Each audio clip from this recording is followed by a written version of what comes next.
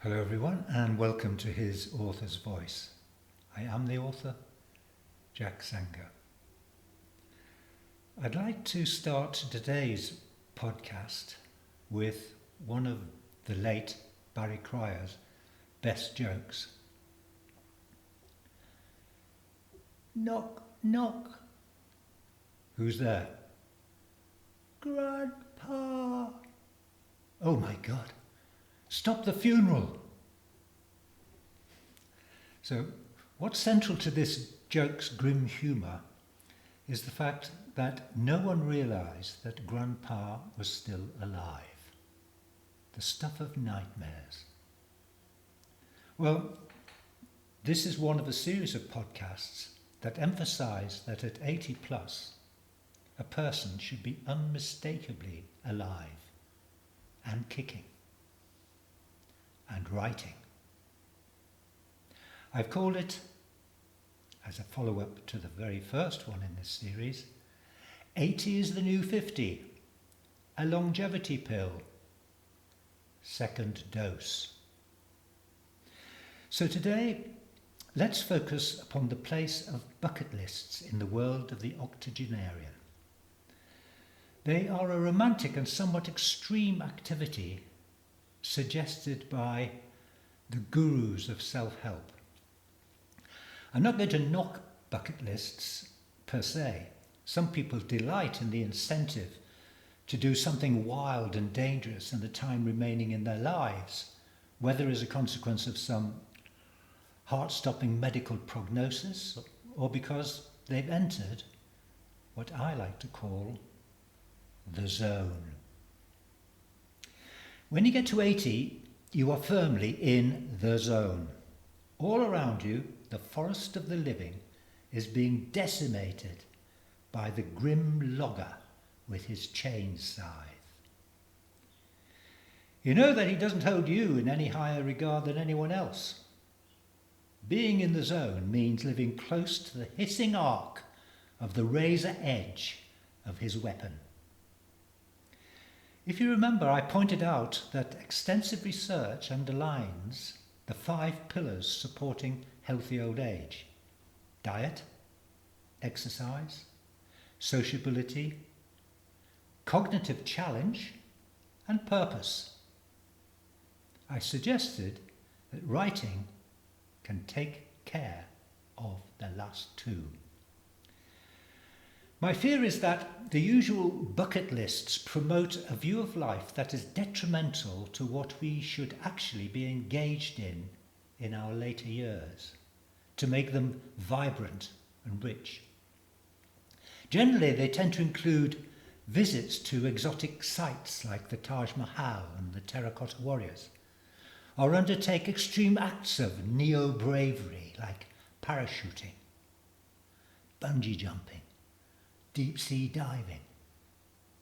They promote the notion that life is a spectacle and we are merely sightseers, consumers. What these podcasts aim to do is to promote the exploration of the mysteries of the inner world over the outer, to change the balance. I suggest in the first podcast, writing can do this for us. To take an aphorism from my book, An A to Zen of Planed Truths, we create art first to know ourselves, and second, to let the world know us. Bucket lists may actually become a distraction, an apparently heroic way of consuming remaining time. I suggest we should be facing our last score of years with the concentrated, wide-eyed wonder that they deserve. Exotic bucket lists add to the social pressure to aspire to being bold, silver-haired life surfers with ripped bodies and wrinkle-free faces, belying age and competing in a beauty pageant with the young. It is as though life is an uber reality TV show and we're all actors strutting our stuff across the stage. Plato, more than a few years back, suggested we can never know true reality, only the shadows cast by it on our cave walls.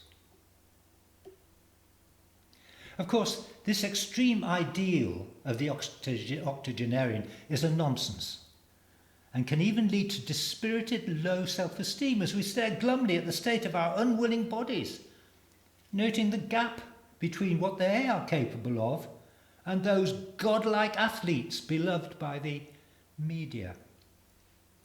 No. Instead, let us concentrate on the 5 pillars and, in particular, discovering purpose through creative activities such as writing.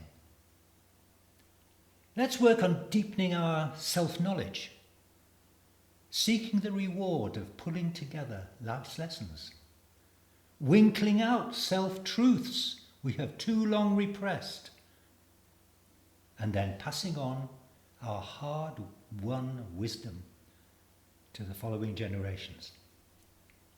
Being 80 can be a time for expression, not depression, and time for an original contribution to society, rather than, like Grandpa, being mistaken for dead.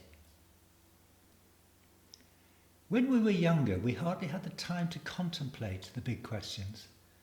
Who am I? What is existence? Is there a God?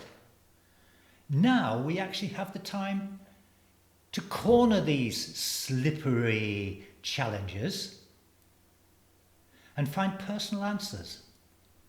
Let's not waste it. And writing is one way to achieve it. I'm reminded of an early lesson taught me across time through writing by the great Ludwig Wittgenstein. He wrote, "The limits of my language are the limits of my world." Well, it's only now that I really understand what he meant. I write to extend my limits, to be more than one of life's tourists, to dig deep in the substrata of my very being. The act of writing, as I said in the last podcast, whether it be highly personal, as in a diary or a private collection of poems, or more public, as in a blog, or even attempting a first novel, could be the first steps in the march that will bring purpose and fulfillment to our last 20 years.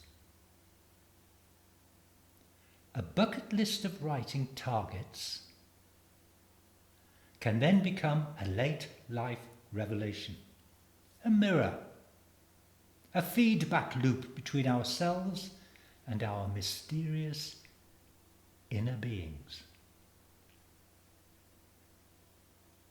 So start now. Ink, paper, pen.